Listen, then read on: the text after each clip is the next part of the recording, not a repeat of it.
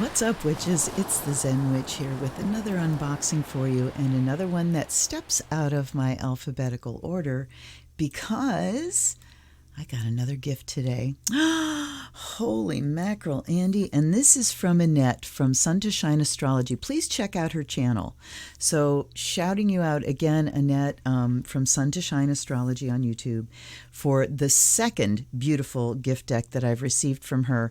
And I came home today and there it sat. I was waiting for some the herb thyme and toothpaste to show up, and I saw a package and I picked it up and thought, that doesn't feel like what I ordered. And it wasn't. And I'm so excited because I came this close to purchasing this deck for myself like 2 days ago. And then I thought, no, I'm not going to. And lo and behold, there it is. So what I'm doing here, I have my sage burning because this is coming in fresh from the outside, from manufacturers and warehouses and pickers and packers and deliverers. Lots of energies on the outside of the package. So if you clean that off before you even open it up, then you're starting off on a good foot. This is my letter opening wand. Actually came from the Franklin Mint collection things. Okay. So, Julia Jeffrey and Barbara Moore. This is also really exciting for me to do just an actual unboxing. I mean, even when I'm buying decks for myself, I usually open them up and, play with them before I talk to you about them. But it's nice to have a fresh look at something. Tarot of the Hidden Realm. It's beautiful. The artwork is just beautiful. And I don't know if I have any other decks with Julia Jeffrey as the artist. Certainly I have some with Barbara Moore as the author, the text author. Imagine, I can't see anything else exciting there, includes a 78-card deck and a 240-page book. Imagine strolling through a forest, the late afternoon sun filtering through the leaves. Suddenly, voices and laughter and music seem to be bubbling out of the stillness of the trees. Then you realize you're not hearing things, because right before your very eyes are people, at least you think they are people, dancing. You have crossed a threshold into fairy, a place beyond our everyday world. The Tarot of the Hidden Realm is a doorway into that place. It is a realm alive with wilderness and wonder, a place of shamanic visions. Intuitive and elemental, this gorgeously illustrated deck is an invitation to enter the source of wisdom and healing that we've all felt just beyond our reach. Okay, and a lot of images on the back, and we have the lovely magnet, snappy magnet box, gold on the inside, and a Libin rift. We're in the shadow of a Mercury retro, and this one snuck up on me because we've just all been in deer in the headlights mode, and this shadow started on September 23rd. And if you think back, I'm sure you'll probably be going, oh yeah, that's why. But I've noticed in the videos that I've shot since then, particularly in this past week, I'm tripping over my words and I'm saying things backwards. And then I finally thought, wait, we're due. It's like, what? We are due. And I looked at my dates, and by God, October 13th is when it turns. So anyway, that's why I'm tripping over my words. The Journey into the Hidden Realm, and we have a really nice book here. Let's look at the copyright.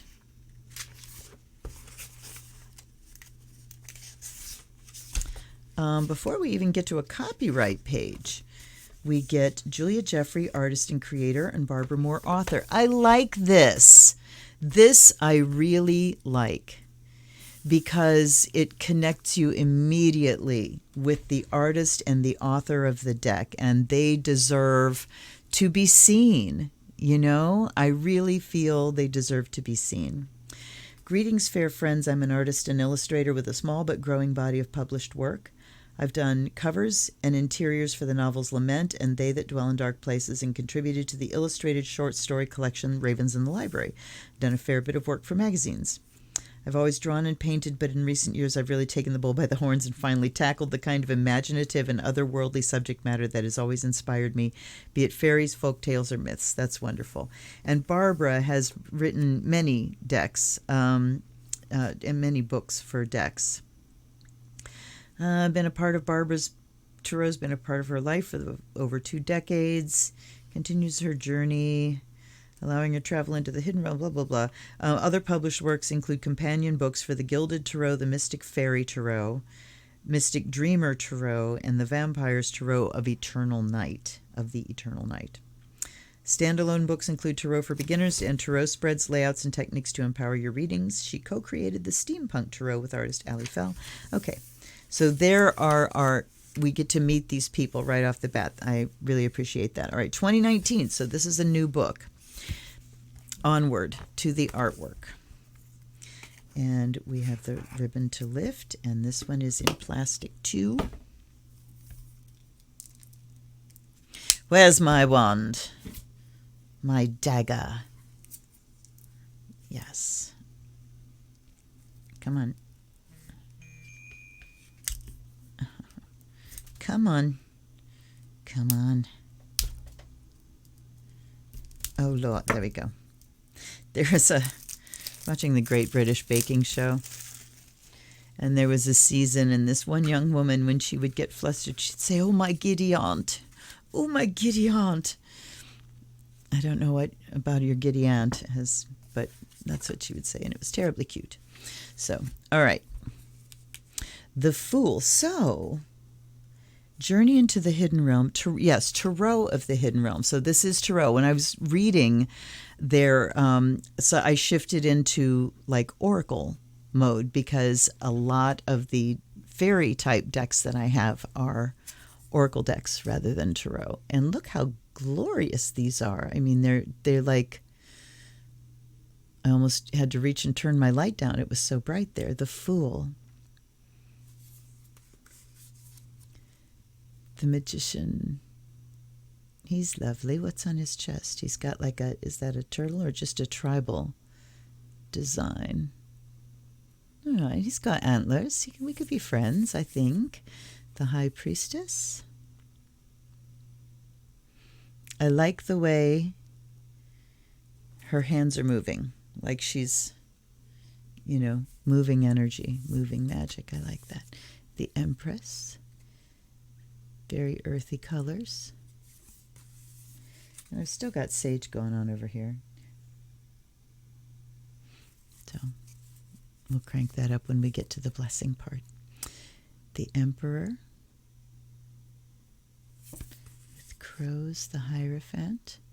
These are beautiful images. And there's a very delicate hand. Very old Celtic looking. The Lovers. So tender. The Fairy Stallion. So the Lovers, rather than the Chariot, we've got the Fairy Stallion. And strength comes as the number 8. And she has a wolf by her side rather than a lion, because of course the fairy traditions, we don't have lions. The Hermit. There's not a lot of side imagery. I mean, you see like this crack in the rock there, imagining that's the cave where he lives. There's a crow skull and a stone and his staff. So you're connecting directly with these entities here. Fortune Fairy.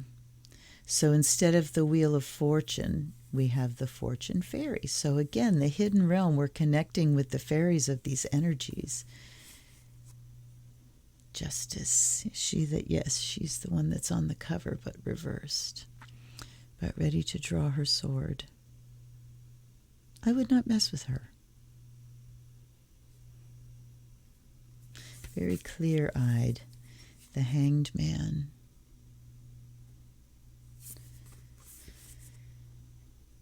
Death. The Crow. So is this the Morrigan? One assumes. Let me peek.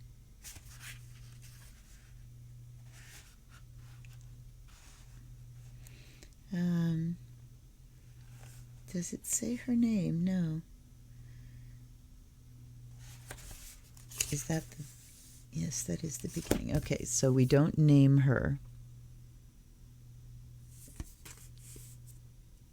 Temperance. Pouring cup to cup. So we are sticking close to the essence of the standard tarot. Shadow dance. Oh, instead of the devil, we get the horned god. And the shadow dance reminds me of what we do in the shadows. If you haven't seen that movie or that series, you should see that movie and that series. Very, very good stuff. The blasted beech. So instead of the tower, the blasted beech. Beech. So that's a tree blasted open. So in the Arthurian legends, they talk about Merlin being buried in an oak tree. And in Mists of Avalon, it's being buried in like the cleft of an oak. The star. Oh, so delicate, so sweet. These remind me a little bit of Froude's fairies. The moon. Look at her antlers. Oh my. I got a thing about antlers. Deer is strong, strong, strong animal spirit for me.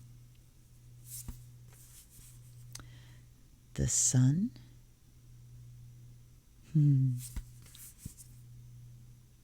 Life renewed. Rather than judgment, we have life renewed.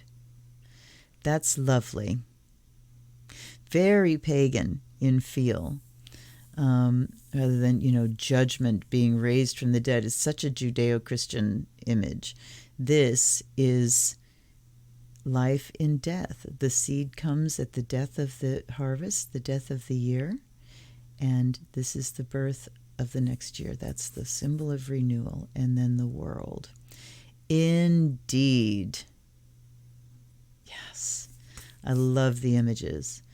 Ace of Wands. Okay, so we have traditional wands, cups, swords, and pentacles. So we have just traditional suits. We haven't changed the symbols of those. Ace of Wands. Look at that fox. Oh. 2. And little fairies dancing. So I can't wait to get in and see what some of the meanings are because, oh, and look at this, 3. So, so you got to take it on its own merits and not try to think of what, standard tarot is. So the Ace of Wands was the fox, and then we've got the 2, and then we've got the 3, the birth of the baby is the 3, the 4. And what a great image of, the 4 of Wands I usually call the marriage card because it shows 2 people building like a canopy, for instance, for a wedding. But it's the idea of collaboration, of a creative partnership. And this is the perfect image. When you have a band of musicians playing together, it's free-flowing creativity, but it's also, it's synchrony. They're together. Story. We, for many years, went down to Dublin, Ohio, right outside of Columbus, the capital, for the Irish festival. Because it's Dublin, they have quite a festival. It's a rather big one. And I don't think it's the biggest one in the country, but it's the second biggest or something. And it's a lovely fairgrounds and just a beautiful place. And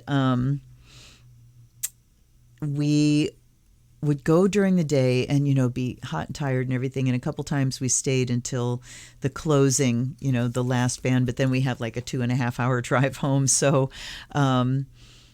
we didn't do that very often. And then one year we finally found the Inner Sanctum, and it is where the musicians are staying after the closing of each night is when the real music starts. And you go to the hotel, and they are literally in the hallways with just all kinds of groups getting together from all these big, international traveling bands, and they just sit in the hallway and they all know the same songs. And to be in the presence of that transmission, someone will play a tune and you hear everybody, listening, and they pick it up, and then people come in, and there's just like this signal that if you're one of the musicians, you know exactly where it comes because you know how many times you're repeating things.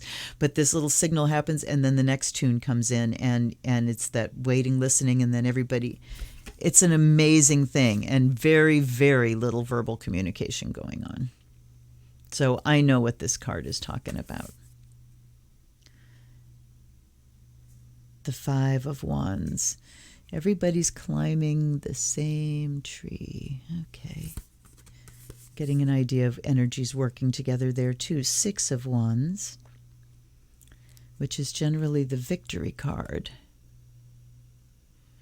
I mean, she's certainly looking powerful and, open. Seven of Wands. I love the crowns and the twigs. Those are gorgeous. Eight of Wands. I think I would like to have a crown of twigs. Remember Thranduil in The Hobbit? That branches going. I want that. I want a branch. Crone crown. I want a crone crown. I have a crone crown. It's back there on my wall. You can't see it. If you look up at the top there, oh, my other cam's in the way, but right there, there's a little coronet that was made for my croning. My sister-in-law made it for my croning. That's woven. Eight of Wands. So there's an arrow about to fly. Nine of Wands. Look at this. Look at this phoenix energy and fiery energy. So we're not, doing the regular Nine of Wands of boundaries and stuff. Look at this. We've got someone emerging. Whew, that's gorgeous. 10. Look at his little, henna. And then we have the Page.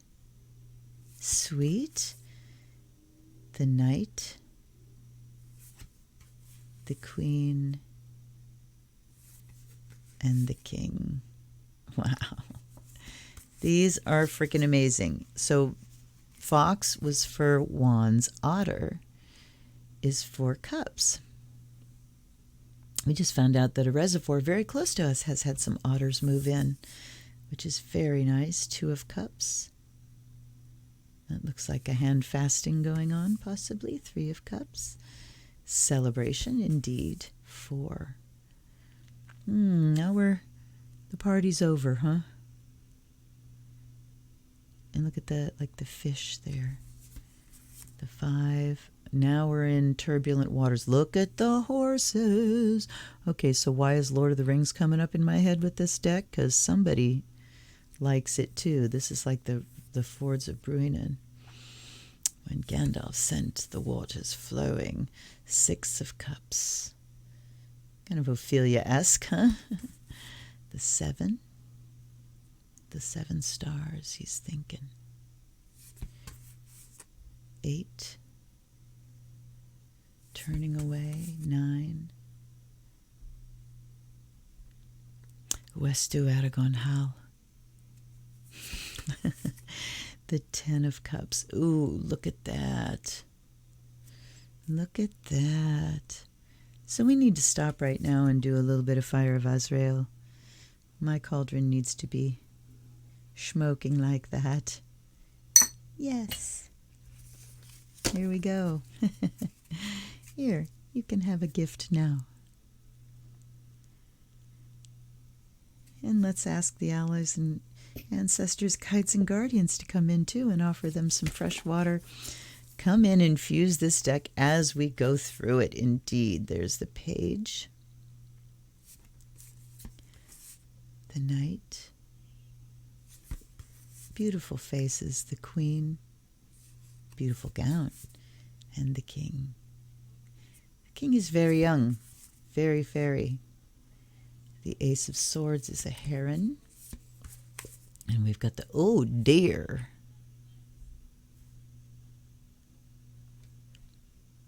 There we are. Okay, he doesn't look too scared, so this would seem to be a ritual. 2 of Swords. The 3. The thorns have pricked her and she's bleeding. The 4. Interesting 4 butterflies for 4 of swords. The 5. Now we're getting somewhere. There's a battle. 6. She is looking ahead. Look at her crown. The 7.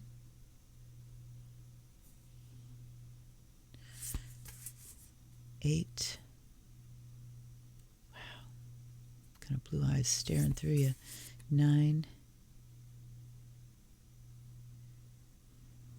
And 10. And so I'm not really, I'm really not seeing the,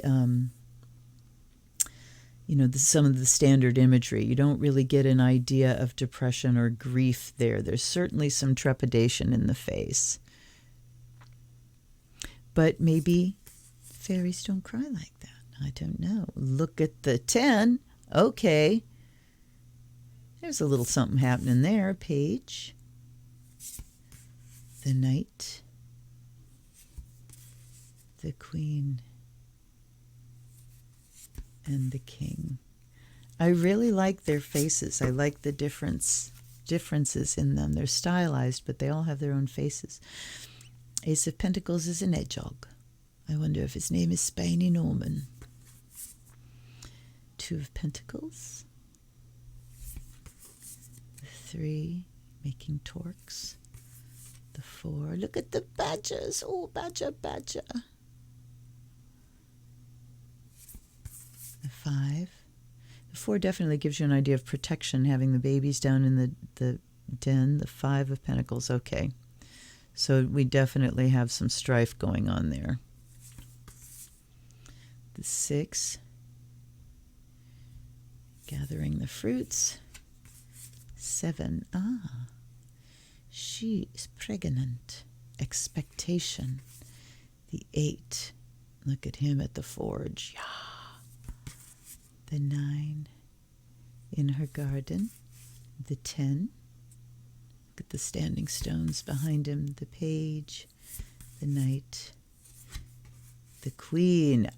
She's juicy. And the King. Wow. Okay. These are rather exciting. Let's see how they shuffle. Then we'll look at the book. I think these are going to be nice.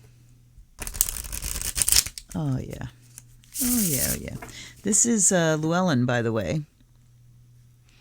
How do you know? Because of that little moon. That's the Llewellyn insignia. And, this is a tarot deck. This is a handleable, manageable tarot deck. You can tell just by looking at the cards what they're going to be like in your hand.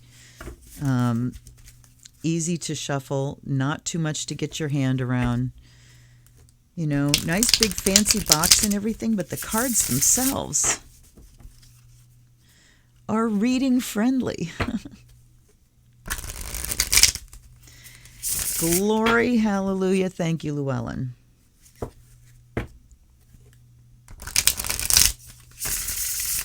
All right, one more.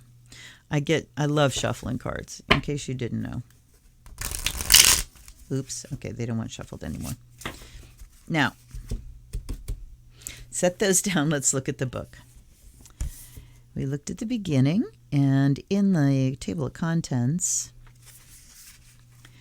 we have What is Tarot, Reading Essentials, and then we jump right into the Major Arcana.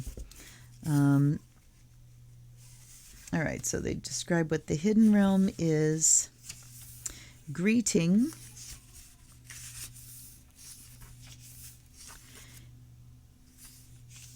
What is Tarot? So the greeting is just some little imaginings about going into fairy and being invited and greeted by them. So she talks about, all right, I am going to read this page from the artist's note. So what and where, you may be asking yourself, is this hidden realm? In fact, what the blazes are we talking about? Well, have you ever walked along a quiet wooded path in the twilight and caught just a glimmer of light or a blur of movement out of the corner of your eye? and for a heart-stopping moment felt certain you were about to encounter something wild, wondrous, and inexplicable, something your rational mind would deny exists. I think every one of us has had those sorts of moments. To me, that sudden crackle of strange electricity happens when our everyday world rubs up against the hidden realm. It's been described in many ways and given many names. Tolkien called it the perilous realm, and not without good reason. Notice she mentioned Tolkien. Yeah, I got that vibe immediately. Lord Dunsany simply but evocatively referred to it as being beyond the fields we know. It is fairy, it is elfland, it is the realm of dreams and visions. It really doesn't matter what you call it. The important thing is that we've all felt its closeness at certain times in certain places. All around the world there are spots known as thin places where barriers between our world and the unseen, unknown world that lies beyond can become tantalizingly fluid. The images contained within this deck are my attempt to evoke my own glimpses of the hidden realm. As fleeting, fugitive, and frustrating as these moments can be, I always feel far more alive for having experienced them.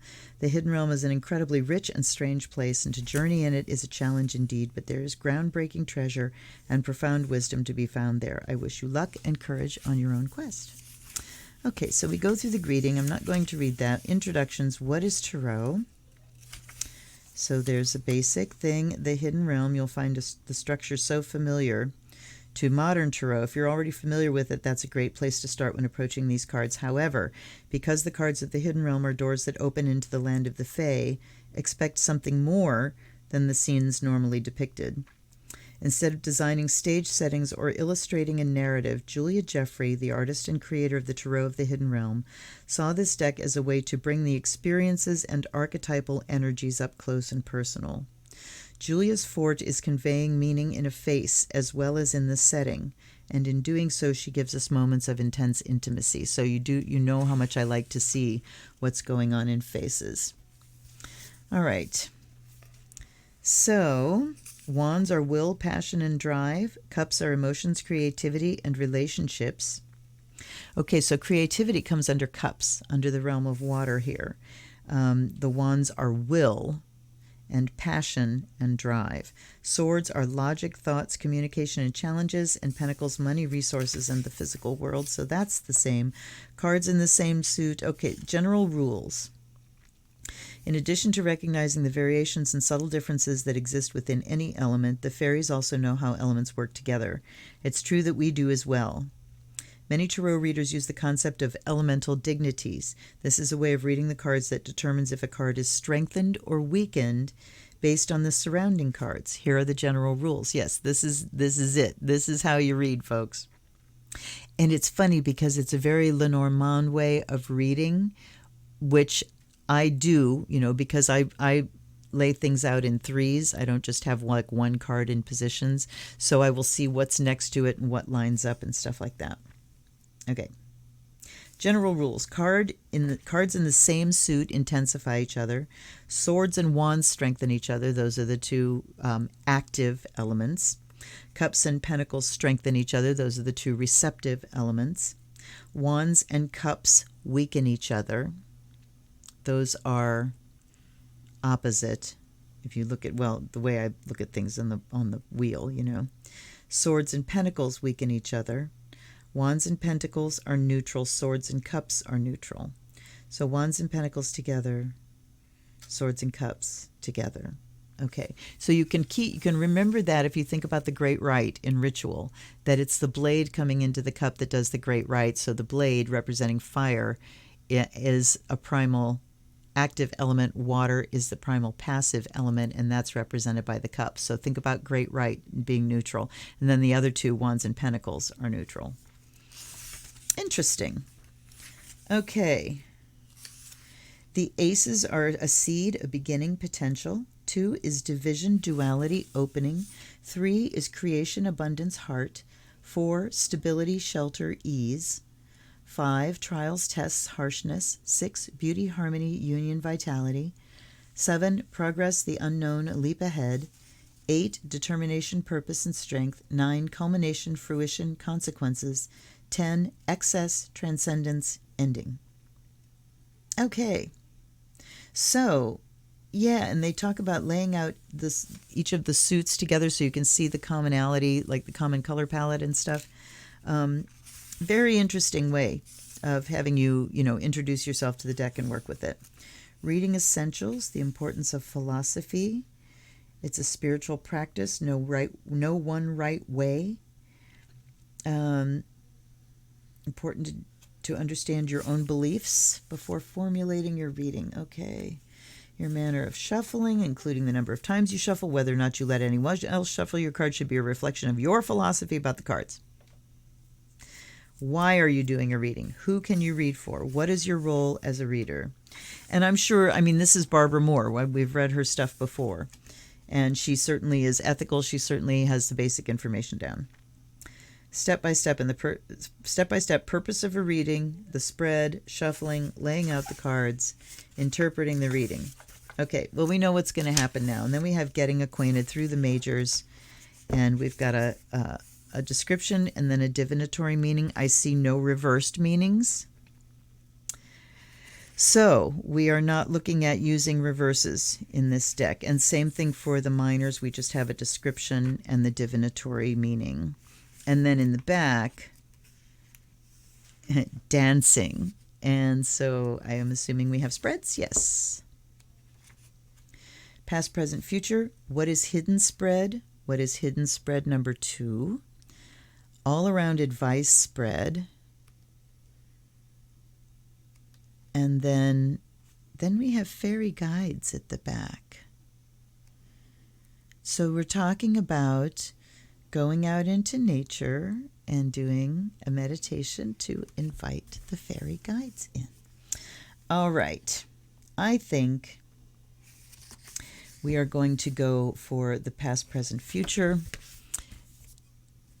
Situation, action to be taken, outcome. And once again, for Annette of Sun to Shine Astrology, I ask my allies and ancestors, guides and guardians to come and be present and to bless this deck with pure water, to bless it with the fire of Azrael. Formally bless. You've soaked it up while we were looking through, but now bless you, bless you, bless you with the fire of Azrael, that you be a true vessel and a conduit for the wisdom of the fairies. And then I also offer you some seawater. So we have the air and the water and the fire and the earth. All right. When we get to the end, they don't like it anymore. Okay, let's do 3 cut shuffles, and then we'll take 3 off the top unless they fly out. All right, this is a reading for Annette. And please, 3 cards. Situation, action, outcome. How many came out there? Well, we've got 4. And, no, we've got 5.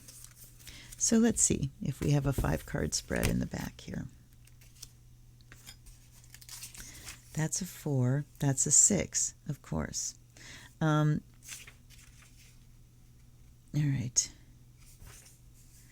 Let's go with the what is hidden number 1, and then we'll just have an extra card. So what is hidden spread is directly inspired by this deck and its theme of hidden energies. Use this spread to get advice about how best to handle a situation. I'm going to shuffle them again. Okay. So we lay them out as 1, 2, 3, 4. And this will be our final card. Okay. So the 1 position, what is hidden? This is the key to solving your problem or resolving your situation. It is what you need to acknowledge and use, and is likely something that you've overlooked or discounted. And we have 7 of Pentacles here. So something that's overlooked, something that really needs to be brought into the open. All right. I'm going to read the whole one for this first, and then I'll just read the divinatory meanings for the rest of them. The soft early spring air carries the promise of life ever so faintly. It remains just a whisper. The world is still cold and quiet, with just a glimmer of warmth to soften and calm the bitter cold that is now passing away as the wheel of the year turns. The earth, under a blanket of snow, has been hard at work, creating rich soil and protecting seeds. Soon the sun will call forth tender shoots and buds, covering the world in a riot of color and life. She basks in the gentle sunlight, breathing the clean air amidst standing stones carved with curves and knots, celebrating the beautiful and complex wheel of light. Just as the earth is poised to bring forth life, so is she. She's pregnant. While the earth is warming, getting ready to welcome new plants, her body is creating a new life. Although her time is still some weeks away, she's ready. Even though internally her body is fast at work, there's nothing she can do now but wait and prepare in peace to experience quite literally the fruits of her labor. All right.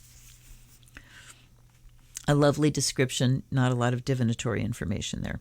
Well, I guess there is. After working diligently on a project, it can be hard to wait to see the final results. Humans prefer instant gratification. Unfortunately, this card lets you know that this is not in your near future. This is a time of patient waiting. You've done all you can do, at least in the physical realm, to hurry along the process. Try to stem frustration and instead approach this time ahead with calm, peaceful confidence. When the time is right, and no sooner, you will get to enjoy the results of your work and planning. This feels like business to me in the realm of Pentacles, so we're usually talking about resources and how we obtain them. So yes, it is saying that we need to sit back, that you've done all the work you can do.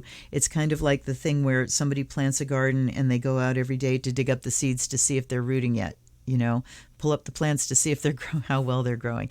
You have to just let some things gestate. So this is talking about letting something take the time that it takes in order to come to fruition, and being patient in knowing that you have planted the seeds, you've done the work. Now sit back and let it gestate. Where's the fetus going to gestate? Why do I have Monty Python coming up in my head a lot here today too? All right, the gift, number 2. This is what you can use or do right away to improve the situation. All right. So we acknowledge that things take time. Here's something you can use right away. This is the 5 of Wands. All right, just the divinatory meaning. 5 is fire is very difficult to direct. Likewise, a group of individuals with strong passions and drives can find it a challenge to work together toward a single end. This card describes a situation that may be on the verge of breaking down, with people more driven by their own agendas and interests than the common good. But the situation doesn't have to end in chaos. Knowing and understanding the motivations of yourself and others can help you find a resolution that might just please everybody involved. If each individual can shine their best while adding to the common goal, then you have a win-win situation. So this is the gift. And the gift, one of the gifts I read, is that if things get into a tangle, there might be some people, or, there are too many cooks or whatever. There might be some people saying, you know what, I'm going to go over and do my own thing, and kind of to simplify the situation for you. But it's saying what you can use right now is in recognizing everyone's individual gifts, what each person, what strength they have to bring to the situation, and then allowing them to play to their strengths within the situation, whether this is your home situation or a business, but really identifying what people's strong points are. It's an unfortunate fact that a lot of times people end up in a position of doing jobs that they're either not good at or they hate, and probably both, because usually we don't really like what we're not good at. If we don't have a natural gift for something, it can be kind of a drag to do it. So making sure people are in the position of playing to their strengths, that their talents are being used, where appropriate, is something you can do right now. And talking about knowing the motivation of others, as a way to, like, listening to people's motivations and their passions about whatever you're working on together, as a way of getting everybody involved, making people feel like part of it, and that they are involved. Okay, King of Cups. This position is the challenge. This is the sticking point in the situation. It will be the hardest part of solving the problem. And we have the King of Cups there. The challenge. This is a person who has experienced the very best and the very hardest that life offers. These experiences reside in a heart shaped for connection and creativity. He has the soul of an artist and the duties of a king. The conflict creates with him a strong sense of purpose. Life is hard, and our purpose is to get through it with as much grace and dignity as possible. Further, we must extend our hands and our hearts to others, supporting and guiding them whenever possible. He creates a family by blood or by choice to protect and aid, to nurture and love. Those who connect with him will never feel alone. So the challenge here is connecting with people, and it is also dealing with the duality of having a spiritually based purpose, and having to deal with the business end of that. When you're a spiritually driven person and you are a light worker and you're here to, help people, that's kind of where we're pointed. But we also have to be business people, and we have to make a living at things, right? And our culture gives us a hard time when we're particularly, priestesses and people who really deal with spirit. When it comes to getting paid for doing those things, people can be kind of resistant to it. It's an energy exchange. What do you want? Don't show up empty-handed if you expect to receive something worthwhile. That's the way I look at it. It's we trade with each other. It's a two-way street. It's a circle is what it is. It's a wheel. It's a circle. Okay. So extending hearts and hands, so giving your gifts. The challenge is also for you to just give your gifts. All right. A heart shaped for connection and creativity, has the soul of an artist and the duties of a king. So being able to put out your soulful, artistic, spiritual best and do it in a way that is organized, authoritative, and that can drive you forward, take you forward creatively and business-wise. So there's the challenge. And then the Justice card is the reward. This is the outcome if you're able to overcome the challenge successfully. And depending on your past actions, Justice is either a very welcome card or a wake-up call. While there are sometimes connections to actual legal proceedings, in which case it denotes that true justice will prevail, it often refers to a larger idea of right and wrong, one that we often call karma. And you know what? Westerners struggle so hard with the concept of karma. It's not just right and wrong. That's how we divide things.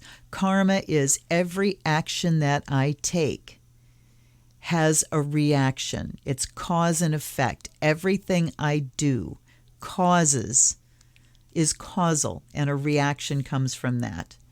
Then we get into the judgments of that was good, that was bad, that was righteous, that was evil. We get into all of these judgments. But every single thing you do, every choice you make will succeed in generating a result. You will get a result. You will get consequences of that action. Then we get to decide, did that move me further along, or is there something I need to make amends for? All right. Your past actions will create your present, and your present actions will create your future. This is always true, but when this card appears, take a close look at what you've done to shape your situation and be careful what you choose to do next.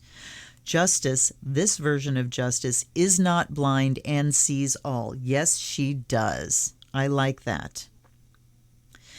And of course, the justice is blind. The justice with the blindfold thing is supposed to signify that there's equal justice under the law, that everyone has the same shot as everyone else. And boy, is that ever not the case.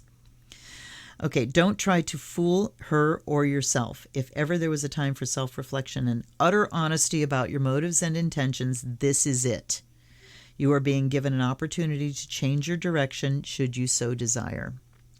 Okay, so considering we've got now, let's look at this organically. She's sitting here gestating. She's looking towards the Justice card here, talking about karma.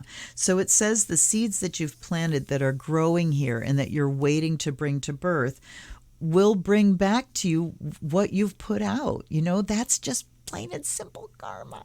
And with witches, it's the law of threefold return, that which you put out comes back to you times 3. Not 3 times 3 times bigger, boom, boom, boom, okay? It goes out and collects like energies to it, and then it comes back in a bigger version. So when it comes back, And we think about what you're putting out. Do I want a 3 times bigger version of that coming back at me? So this is saying the seeds have been planted. We need to make sure that everyone involved is feeling heard and is given a job that plays to their strengths. We need to make sure that we're balancing the spiritual with the business, and making sure that those things are congruent with each other, that the ethics of how we run our business reflects our spiritual belief system. That's what he's saying as well. And then this says, and you will get what you've sown. You will reap what you've sown. So I think, we had another one. We had another one. Next one is 9 of Pentacles. So I'm looking at her as really, really the outcome, since she decided to have a say-so as well. And she says, success and achievement are a couple of life's sweet rewards. This card marks the sense of satisfaction that comes from hard work. Sometimes great achievements are a group effort, but the 9 of Pentacles focuses on your individual effort. Okay, so we talked about people in the group here, but the outcome really is of your individual effort and your purpose and your vision and your passion. Okay. 9 of Pentacles, okay. It also speaks of doing the work of your heart, of always doing what you know to be good and true. That was talking about the ethics here. This is about the life you've created for yourself and taking time to enjoy the fruits of your labor. Literally. There is a sense of solitude with this card, which can be a blessing. However, while you may feel protective of your life, there are ways to share without giving away everything. I love that message. So, I mean, with the end of this, it's like, darling, you're coming to fruition here. And you will have the fruits of your labor to enjoy for yourself. Not only that, be able to share what you've gained without giving yourself away. Keep your boundaries and be able to really enjoy what is yours without, like, having it watered down. You are allowed to enjoy your riches. You're allowed to enjoy and celebrate the fruits of your labor for yourself, by yourself. Sweet. All right. Well, that was easy. This is a beautiful deck. And I realized once again, I didn't really show the backs of the cards. Look at that. There are eyes there, and they are definitely directional. So that's very cool. So yeah, no reverses. I don't know that they mentioned it, but wow, it's like frickin' Christmas, and it's not even Samhain yet. But I'm on a roll for October because I've had several Samhain gifts already, and they're really good ones, and I'm so excited. All right, back in the beautiful gold box. Welcome to the collection, dear fairies. Welcome, welcome. And thank you again, Annette. Thank you, Sun to Shine. We ought to do a collaboration, you think? Let's talk. I hope you enjoyed that, my viewers. I hope that you're subscribed to my channel. If you would like to get a reading like I just did for Annette, please click on that wish list below and make me a happy witch. You know what? I actually have to clear some space on my shelves now. I have to clear some more space on my shelves. I didn't think it was going to come this fast, and it's a happy problem to solve. So I will see you tomorrow for another unboxing, and I will see you on Wednesday night for a live stream at 8:30 Eastern. And I will see you here and there again. You never know where I will pop up. I really appreciate that you're here for me. You can also send a donation below if you choose to support this work. New launches coming this month and new announcements coming this month. So until I see you tomorrow, stay safe, wear your mask, go out and howl at the moon, light a fire, I don't know, make some art, enjoy the fall. This is Luna the Zen Witch. See you tomorrow. Blessed be.